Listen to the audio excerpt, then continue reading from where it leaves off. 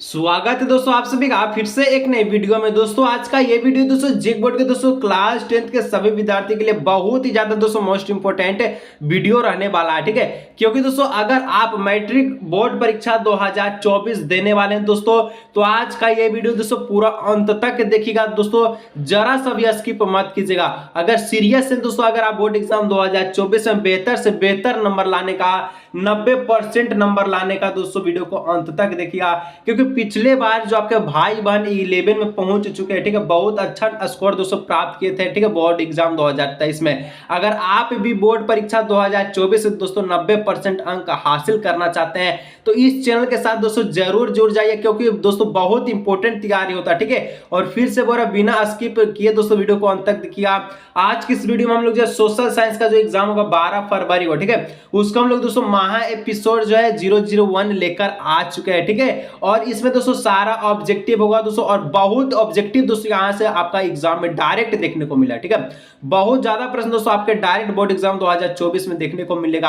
आप वीडियो को अंत तक देखिएगा। चलिए बिना देरी के वीडियो को स्टार्ट करते हैं। तो चलिए दोस्तों फाइनली वीडियो को शुरू करते हैं, ठीक है। वीडियो को देख रहे हैं दोस्तों अंत तक देखिएगा। और मैप से संबंधित दोस्तों आपका 5 नंबर का प्रश्न है, इसके बाद जल्द आने वाला उसको भी देख लीजिएगा, ठीक है। तो चलिए पहला प्रश्न दोस्तों पूछता है, ऐसी सरकार या शासन व्यवस्था जिसकी सत्ता पर किसी भी प्रकार का कोई अंकुश नहीं होता है कहा जाता है। यानी कि ऐसा सरकार या शासन व्यवस्था के बारे में बताना, ठीक है, जिसका दोस्तों सत्ता पर कोई अधिकार नहीं है, ठीक है, वो सत्ता का हासिल नहीं करना चाहे, यानी अंकुश नहीं होता है, उसको दोस्तों क्या कहते हैं? तो उसको हम लोग निरंकुशवाद कहते हैं, ठीक है। ऑप्शन नंबर क is the right answer, question number 1, ठीक है। चलिए नेक्स्ट दोस्तों 2 नंबर का आता है, मतदान के अधिकार को क्या कहा जाता है? मतदान, मत मतलब क्या होता है? मत मतलब सर वोट होता है, ठीक है, वोट यानी कि वोट देना। तो वोट देना के अधिकार को क्या कहते हैं सर जी? मताधिकार कहते हैं। तो ऑप्शन नंबर ख इसका हो जाएगा राइट आंसर, ठीक है। चलिए आगे दोस्तों 3 नंबर बोलता है, बास्तिल किले का पतन कब हुआ? सर कौन बास्तिल किला है? वही बास्तिल किले जो कि आपका फ्रांसीसी क्रांति हुआ था। तो फ्रांसीसी क्रांति कब हुआ था सर? 14 जुलाई 1789 ईस्वी में। तो यहाँ पर 14 जुलाई इसको छोड़ दीजिए और 1789 जहां ऑप्शन में दिख रहा है उसको करेक्ट कीजिए। तो ऑप्शन नंबर ग इज द करेक्ट ऑप्शन, ठीक है। चलिए आगे दोस्तों 4 नंबर बढ़ते, कहता है 1815 में आयोजित वियना सम्मेलन की मेजबानी किसने दी? तो दोस्तों 1815 में पूछा, ठीक है, और वियना सम्मेलन पूछा है, तो इसका जो मेजबानी दिया था वो मेटरनिख ने दिया था, ठीक है। तो ऑप्शन नंबर घ इज द करेक्ट ऑप्शन, ठीक है। फिर से बोल रहे दोस्तों बोर्ड एग्जाम 2024 में दोस्तों तहलका मचाना है, 90% लाना है दोस्तों। जितना वीडियो ला रहे उसको देख लीजिए दोस्तों, 90% लाने से कोई नहीं रोक सकता है, कोई से कोई नहीं रोक सकता है, ठीक है। सीधा 400 प्लस नंबर आने वाला है। चलिए आगे दोस्तों 5 नंबर का था, लिब्रे क्या था? तो लिब्रे दोस्तों एक प्रकार का मुद्रा है। क्या है? मुद्रा। मुद्रा माने सर पैसा। तो किसका पैसा? तो फ्रांसीसी मुद्रा, ठीक है। तो लिब्रे जो है एक प्रकार का फ्रांसीसी मुद्रा। तो ऑप्शन नंबर क इज द करेक्ट ऑप्शन, ठीक है। चलिए आगे दोस्तों 6 नंबर बोलता है, गांधी इरविन समझौता कब हुआ? तो गांधी इरविन जो समझौता हुआ था ये 5 मार्च सर जी 5 मार्च 1931 को हुआ था, ठीक है। ऑप्शन नंबर ख इज द करेक्ट ऑप्शन, ठीक है। चलिए आगे दोस्तों 7 नंबर पूछा है, गांधी जी को पहली बार राष्ट्रपिता कहकर किसने संबोधित किया? राष्ट्रपिता यानी कि जो गांधी जी हैं उसको सबसे पहले राष्ट्रपिता को, ठीक है, राष्ट्रपिता कहा कौन? वही जो कि नारा दिए थे, तुम मुझे खून दो मैं तुझे आजादी दूंगा। तो ये नारा कौन दिया था? जी हाँ सही, सुभाष चंद्र बोस। सुभाष चंद्र बोस ने ही दोस्तों राष्ट्रपिता कहकर संबोधित किया था गांधी जी को सबसे पहले, ठीक है। और आज भारत का हर एक बच्चा गांधी जी को राष्ट्रपिता के रूप में मानता है। चलिए नेक्स्ट दोस्तों 8 नंबर का था, गीतांजलि किसकी रचना है? तो गीतांजलि दोस्तों जो आपका रविंद्रनाथ टैगोर का रचना, ठीक है। तो ऑप्शन नंबर को इज द करेक्ट ऑप्शन, ठीक है। चलिए नेक्स्ट दोस्तों 9 नंबर का था, हिंदुस्तान सोशलिस्ट रिपब्लिक आर्मी की स्थापना किसने की? हिंदुस्तान सोशलिस्ट रिपब्लिकन आर्मी की स्थापना कौन किया? तो देखिए इसका जो स्थापना किया तो उसका नाम था दोस्तों, क्या नाम था? भगत सिंह नाम था, ठीक है। ऑप्शन नंबर घ हो जाएगा इसका करेक्ट ऑप्शन, ठीक है। चलिए आगे दोस्तों 10 नंबर का था, भारतीय संविधान कब बनकर तैयार हुआ? जैसे कि आपको पता भारत देश आजाद हुआ तो 1947 में 15 अगस्त को, ठीक है। और 26 जनवरी 1950 में जो है क्या हुआ? तो संविधान जो है लागू हो गया। लेकिन बना कब? तो बना था 26 नवंबर 1949 को, ठीक है। तो ऑप्शन नंबर ख इज द करेक्ट ऑप्शन। चलिए आगे दोस्तों 11 नंबर कहता है आपके घर में एक दूध देने वाली गाय है। क्या आपके घर में गाय है, ठीक है, दूध देने वाली? सर नहीं है, सबके पास नहीं होगा, ठीक है। तो आप इसे किस तरह का संसाधन मानेंगे, ठीक है। अगर आपके पास एक दूध देने वाली गाय होती है, ठीक है, तो आप इसको किस प्रकार का संसाधन मानते हैं? तो इसको जैव संसाधन मानते हैं। इसलिए मानते हैं क्योंकि ये सांस ले रहा है, लिविंग थिंग है, इसलिए, ठीक है। चलिए आगे 12 नंबर दोस्तों बोलता है जिस भूमि पर खेती की जाती है उसे क्या कहा जाता है? जहां आप खेती करते हैं उसको क्या कहते हैं? तो खेती करते हैं तो उसको कहते हैं कृषि योग्य भूमि। कृषि मतलब उपजाने, जो कि फसल उपजाने वाला भूमि, ठीक है। तो चलिए ऑप्शन नंबर क इज द करेक्ट ऑप्शन। चलिए इसी प्रकार से दोस्तों हर एक सब्जेक्ट का वीडियो लाएंगे दोस्तों, आप टेंशन मत लीजिएगा, ठीक है। चलिए नेक्स्ट दोस्तों आपका जो है 13 नंबर कहता है बांगर और खादर किस प्रकार की मिट्टी है? जो दो प्रकार, जो आपका दो मिट्टी दिया गया, ठीक है, जिसका नाम एक बांगर और एक खादर, एक नई मिट्टी और एक पुरानी मिट्टी। तो ये दोनों जो आपका किस प्रकार का मिट्टी है? तो ये दोनों जो आपका जो जलोढ़ मिट्टी में आता है, ठीक है। ऑप्शन नंबर ग is the correct option number 13 का, ठीक है। चलिए 14 नंबर दोस्तों कहता है संयुक्त वन प्रबंधन की 1988 में औपचारिक शुरुआत किस राज्य से हुई? संयुक्त वन प्रबंधन के 1988 में औपचारिक शुरुआत कौन से राज्य से हुआ? जी हाँ, झारखंड से सटा हुआ राज्य, जो कि आपका नीचे वाला राज्य, यानी कि झारखंड का जो नीचे है दोस्तों सटा हुआ कौन? उड़ीसा। ऑप्शन नंबर ग। चलिए ठीक है आगे दोस्तों बढ़ते हैं 15 नंबर का था वन विभाग के अनुसार कुल वन क्षेत्र का 1/3 हिस्सा किस वन का है?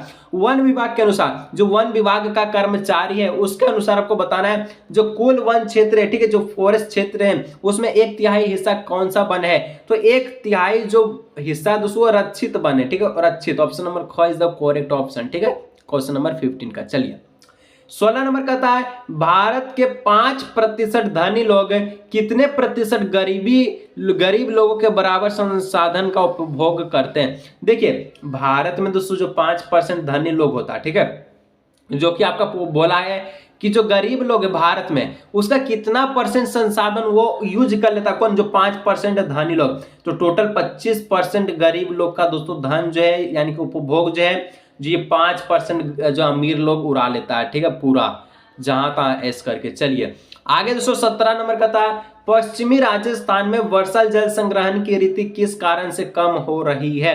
जो पश्चिमी में दोस्तों राजस्थान, जो पश्चिम राजस्थान, ठीक है, उसमें वर्षा जल संग्रहण का जो रीति था वो कौन से कारण से कम हो रहा है? तो इंदिरा गांधी नहर से 12मासी जल सुविधा से, ठीक है। तो ऑप्शन नंबर ख इज द करेक्ट ऑप्शन, क्योंकि वहां पर 12 महीना, ठीक है, हर एक दिन जल उपलब्ध है, तो जल का संसाधन की जल का जो कमी है खत्म हो रहा है, और क्या। चलिए आगे दोस्तों बढ़ते हैं 18 नंबर कहता है सिंचाई ने कई क्षेत्रों में निम्नलिखित में से किसे परिवर्तन कर दिया है?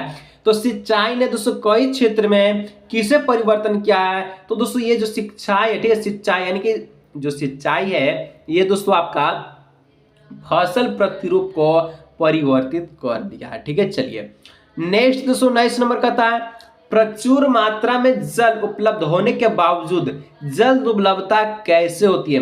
मान के चलिए बहुत ज्यादा मात्रा में जल है, ठीक है, फिर भी जल का कमी है, काहे? तो इसका जो मेन कमी क्यों है? तो यहाँ जो मेन कमी है दोस्तों वो है आपका अत्यधिक प्रयोग से जल की मात्रा में कमी होना, ठीक है। ऑप्शन नंबर ख इज द करेक्ट ऑप्शन, ठीक है। चलिए आगे दोस्तों नेक्स्ट बढ़ते हैं 20 नंबर नदियों पर बांध बनाने से क्या नहीं होता? जब नदियों पर बांध बनाएंगे तो क्या नहीं होगा? तो सूर्य ग्रहण नहीं होता, क्योंकि सर सूर्य ग्रहण तो ये तो साइंस का आ गया सर, और हम पढ़ रहे हैं एसएसटी यानी कि सोशल साइंस। तो ऑप्शन नंबर घ इज द करेक्ट ऑप्शन।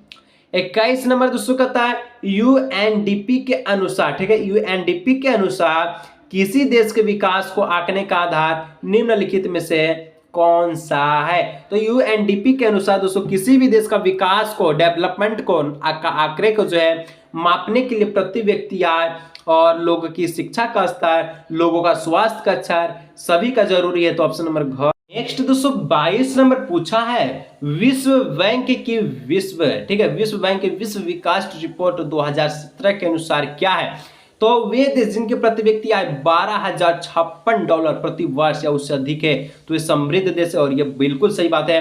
वे देश जिनके प्रति व्यक्ति आय $955 है, ठीक है, तो प्रति वर्ष या उससे कम है तो वो निम्न वाले आय में देश में कहलाता है। तो इस प्रकार से घ नंबर हो जाएगा, क ख का दोनों सही है, ठीक है। चलिए आगे दोस्तों बढ़ते हैं तो 23 नंबर कहता है कि प्रति व्यक्ति आय को क्या कहा जाता है, तो प्रति व्यक्ति आय को औसत आय भी कहा जाता है। ठीक है, चलिए 24 नंबर कहता है इनमें से कौन भावी पीढ़ी के कल्याण को प्रभावित करता है, तो भावी पीढ़ी यानी कि जो आने वाला पीढ़ी को दोस्तों कौन जो है परिभाषित करेगा, तो 24 का correct option option number C धारणीय विकास। चलिए ठीक है, आगे आगे बढ़ते हैं 25 नंबर, सेवा क्षेत्र में इनमें से किस तरह की गतिविधियां शामिल है। सेवा क्षेत्र जो कि एक हम जो आपको शिक्षा दे रहे हैं वो सेवा क्षेत्र है दोस्तों, आपको पूरा सेवा कर रहे हैं ताकि आप 90% लाइए। और इतना मेहनत के लिए दोस्तों सब्सक्राइब नहीं किए, सब्सक्राइब करिएगा जरूर। यही छोटा सा दोस्तों जो है गुरु दक्षिणा के रूप में आपसे मांगते हैं, सब्सक्राइब कीजिए, लाइक कीजिए, दोस्तों के साथ शेयर कीजिए, उनका भी भला हो और आपका भी भला हो, भला होने से भला होता है। ठीक है,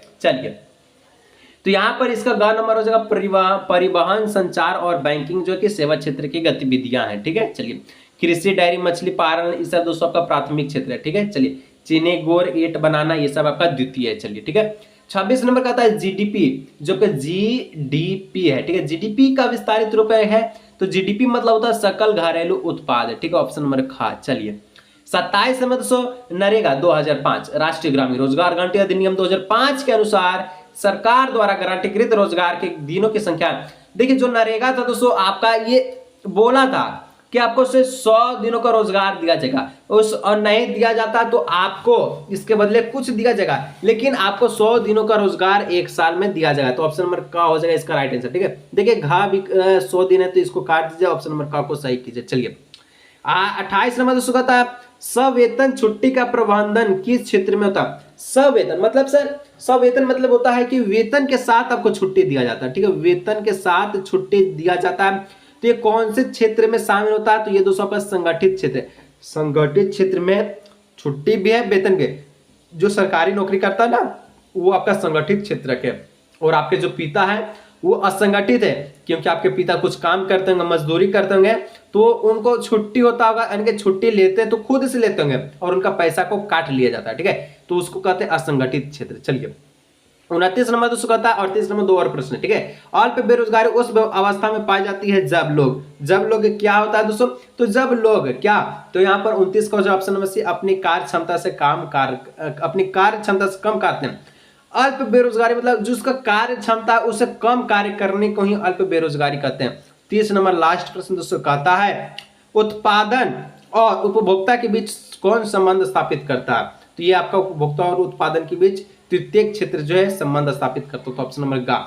इस प्रकार दोस्तों आज के इस वीडियो में क्लास 10th 12 फरवरी के लिए, ठीक है, सोशल साइंस के लिए इंपॉर्टेंट क्वेश्चन को देखें। वीडियो अच्छा लगा लाइक एंड सब्सक्राइब कीजिएगा। मिलते हैं नेक्स्ट